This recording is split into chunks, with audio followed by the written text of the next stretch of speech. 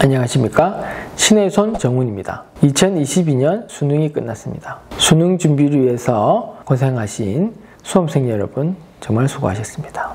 그리고 그런 수험생 뒤에서 묵묵히 지켜보면서 고생하신 우리 부모님들도 정말 수고 많으셨습니다. 요즘 학생들이 성형수술에 대해서 점점 관심이 많아지고 있습니다. 그런 와중에 부모님들께 학생들이 수술을 시켜달라고 또는 수술을 상담을 같이 가자고 이야기하는 경우가 많을 겁니다. 그럴 때 성형수술에 대해서 관심이 없으셨던 부모님들이 여러 가지 문제로 고민이 많으실 거라 생각합니다. 오늘은 그러한 고민이나 궁금증에 대해서 이야기해보는 시간을 갖도록 하겠습니다. 일단은 요즘은 개성 있는 아이돌이 있고 거기에 맞춰서 학생들이 아이돌 스타를 볼 때 동화가 되는 거죠. 자기도 자기가 좋아하는 아이돌처럼 되고 싶다. 그래서 구체적으로 그 아이돌의 어떤 눈의 형태나 코 형태 또는 안면 윤곽의 형태 이렇게 담고 싶다.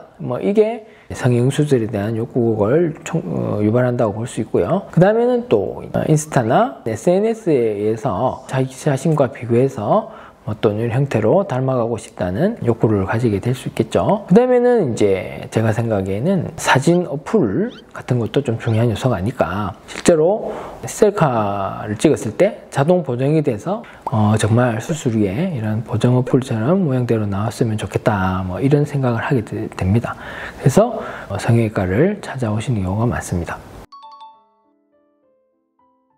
첫 번째는 수술에 대한 어떤 막연한 두려움 때문에 이제 반대를 한다 생각하시고요. 두 번째는 이제 자기 자식이 예뻐 보이니까 굳이 할 필요가 없고 지금 있는 얼굴의 어떤 생김새도 충분히 이제 모자람이 없다고 생각하셔서 그런 경우가 많지 않을까 생각합니다.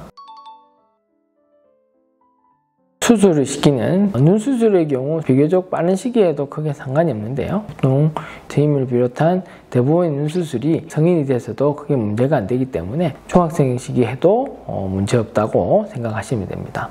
그리고 코 수술의 경우는 얼굴의 모든 부위 중에 제일 늦게 자라는 부위이기 때문에 만 18세 고등학교 이후가 됐을 때 코 수술을 하는 것이 바람직하다고 생각합니다.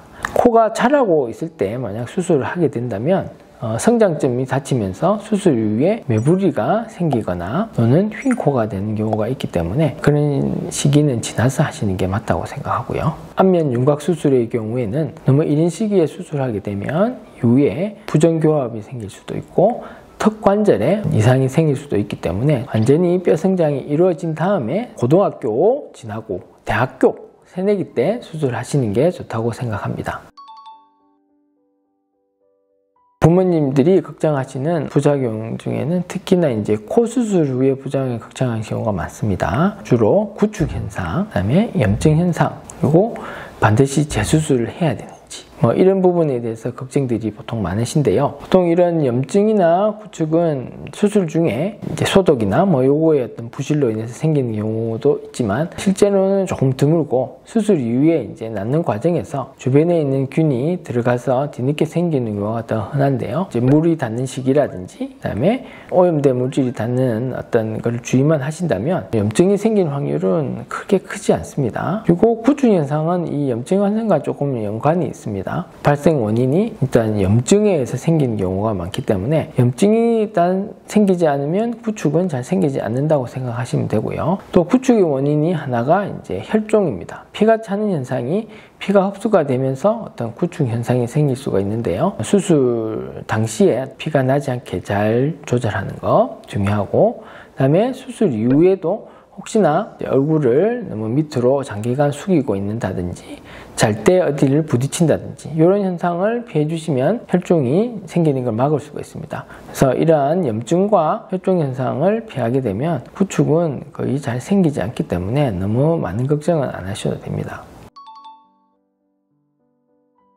부모님들이 보형물에 대한 거부감이 있을 경우 선택하는 시술에 대해서 말씀드리자면 간단하게는 필러를 통해서 콧대를 올리고 코끝을 올린 경우가 있고, 또는 조금 더 적극적으로 수술과 유사한 어떤 효과를 내기 위해서 콧대나 코끝에 실을 넣는 경우가 요즘에 많이 시행되고 있습니다. 실 같은 경우는 이후에 흡수돼서 없어진다는 개념을 해서 자유롭게 사용되는데요. 실제로 이 실이 녹아 없어지는 과정에서 완전히 이제 물처럼 흡수되는 게 아니라 자기 몸의 어떤 섬유화를 시키면서 흔적을 남기면서 없어지게 됩니다. 이 흔적을 남기는 과정이 마치 이제 흉터 조직이 형성되는 거하고 똑같이 되기 때문에 콧대를 많이 높이고 코끝을 많이 높이려고 실의 개수가 많이 들어간 경우에 실제로 효과는 3개월 지나서 콧대 끝이나 콧대를 높인 경우 이제 깔아놨는데 남아있는 조직들이 이제 과도하게 남아있어서 코끝을 높이려고 수술적으로 들어가 보면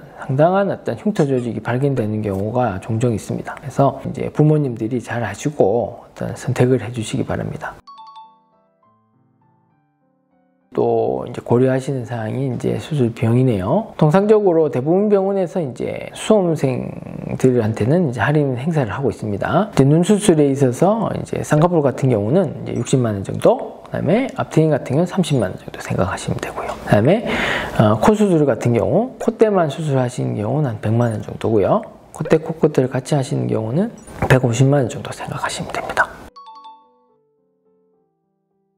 딸이 수술하겠다고 하면은 뭐 크게 반대할 생각은 없고요. 다만 제가 못하는 수술 부분에 있어서 혹시 이제 정말 하고 싶다면 다른 병원을 소개시켜 줘야 되겠죠. 일단 어느 정도 연륜도 있으시고 이제 경륜도 있으신 분한테 가는 게 좋지 않겠나. 그리고 의사분의 개인 성향이 너무 이제 과장되지 않으신 분한테 수술을 맡기시는 게 좋다고 생각합니다. 그리고 될 수 있으면 전문의 자격증이 있으신 의사 선생님한테 맡기는 게 좋다고 생각합니다. 부모님들이 생각할 때 정말 필요 없다고 느껴지셔서 반대를 많이 할 수 있는데요. 학생이 이제 원하고 있는 수술 결과를 만들어주는 것도 절대 나쁘지는 않을 겁니다. 그래서 이런 부분에 대해서 잘 상의하셔서 좋은 결론이 나오셔서 좋은 병원을 찾아서 좋은 결과를 얻을 수 있는 게 제일 좋지 않겠나 싶습니다. 오늘 상담은 수험생들 부모님들의 어떤 궁금증에 대해서 이야기를 해봤습니다. 신의 손 정훈입니다.